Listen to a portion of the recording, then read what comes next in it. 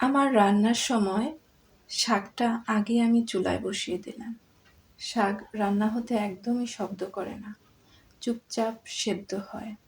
Luis ম্যানার্ডের মতো মানুষগুলো ঠিক এমন, নিজের কষ্ট নিজের ভেতরেই রেখে দেয়। তারপর এই শাক রান্নার ফাঁকে ফাঁকে মাছের গায়ে লবণ আর হলুদ মাখালাম। লবণ না দিলে স্বাদ আসে না, হলুদ না দিলে রং আসে না। জীবনেও বোধহয় কষ্টগুলো, তার সাথে যদি অভিজ্ঞতা না থাকে, মানুষের ভেতরটা একদমই তৈরি হয় না। আমার রান্নার মধ্যে এর পরপরই বড় মাছগুলো ভাজছি। তেল ছিটকে পড়ে, শব্দ হয় ছ্যাঁত ছ্যাঁত করে।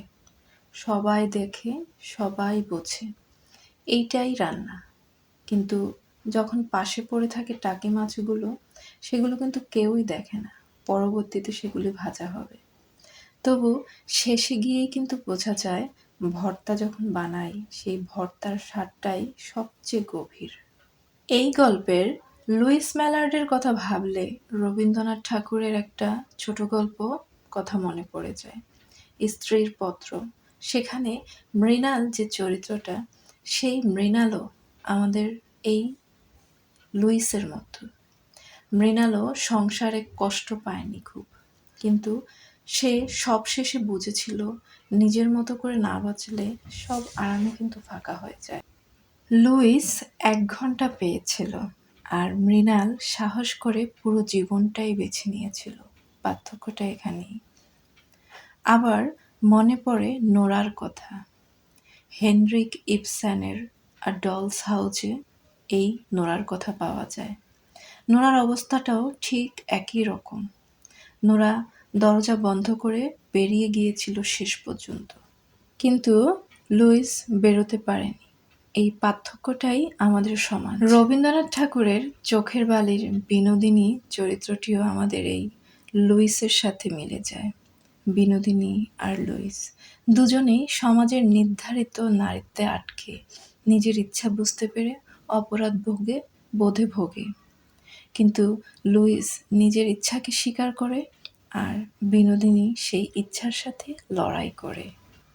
লুইস এই চরিত্রটা আরও একটা চরিত্রের সাথে মিলে যায়। শার্লট পারকিন্স গিলম্যানের একটা রচনা দ্য ইয়েলো ওয়ালপেপার, সেখানেও নারীর মানসিক দমবন্ধ অবস্থা দেখানো হয়েছে। সমাজ তাকে অসুস্থ বলে দাগায়, বাস্তবে সমাজই তাকে অসুস্থ বানায়। লুইস আর এই গল্পের নায়িকা দুজনেই সমাজের ভুল ব্যাখ্যার শিকার। আমার রান্নার সর্বশেষে আমি টাকি মাছের ভর্তাটা করি। শিল্পাটায় বেটে নিই ধীরে ধীরে।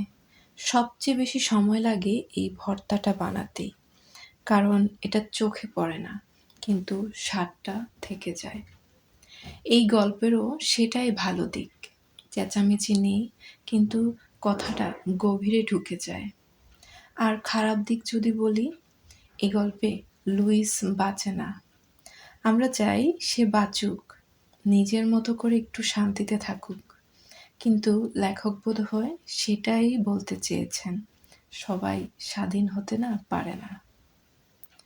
রান্নার মতো জীবনটাও আমাদের এরকমই।